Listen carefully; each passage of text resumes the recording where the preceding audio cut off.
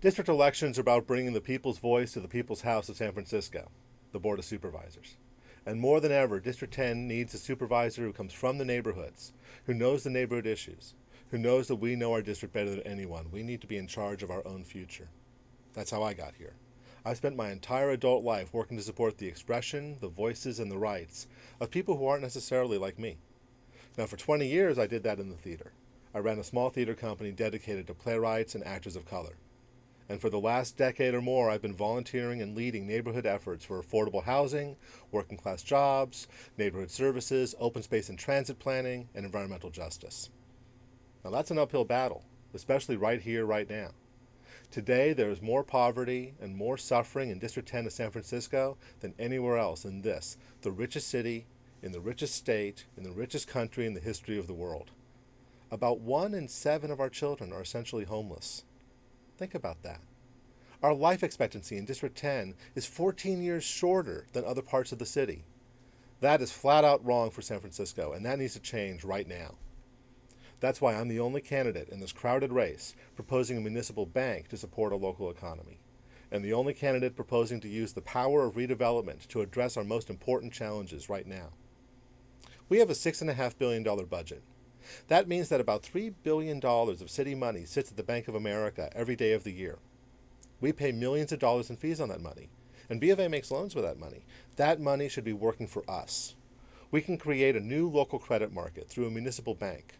We can build our economy the old-fashioned way by increasing the income of our working people, creating high-quality jobs. This is our own stimulus package, and we can do that right now, just like in North Dakota, where they have a state bank and the lowest unemployment rate in the country. Our city just approved $4 billion in redevelopment financing for the Hunters Point shipyard, when nothing will begin construction there for the next 6 years. So what do you think? Do you want to wait 6 years or more to improve the Bayview and put people to work? I don't. There's a better way to get what we need. Let's get the benefits of redevelopment right now. Let's use city financing to support the Hope SF rebuilds of the worst public housing in all of District 10. We could also buy up the thousands of foreclosed and bank-owned homes in Bayview, make them permanently affordable housing, and keep families here. Let's put people to work right now in redevelopment projects throughout Bayview, cleaning up pollution sites and developing smaller projects up and down 3rd Street. Let's invest in our schools and family and health support services throughout District 10 and put the re back in redevelopment. We can create safe havens at our public schools so children in unstable home or neighborhood environments in Bayview and Viz Valley and Potrero have somewhere to go besides the streets. We need to finally approach this problem as an emergency. And at the shipyard, let's clean it up first and then build the parks. Just the parks. Then we'll have clean waterfront property surrounded by parks with a thriving, diverse neighborhood next door. That is how redevelopment should work.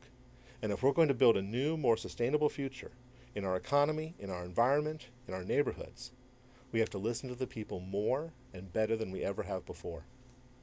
That's why I'm running for supervisor.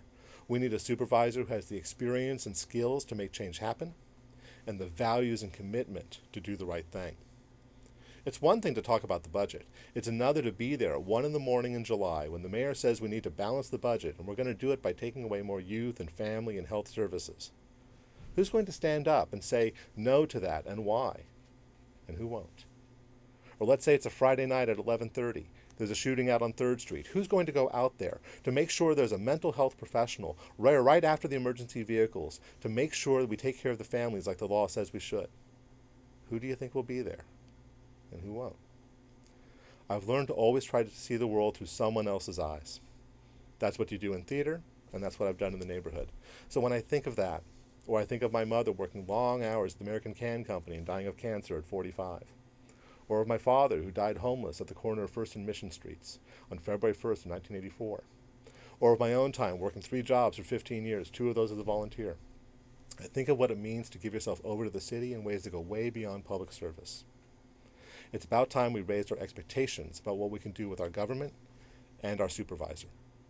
I hope you'll join me in seeing that happen together, with love and fairness, courage and compassion, better ideas, and hard work. Thank you for watching. Thank you for voting.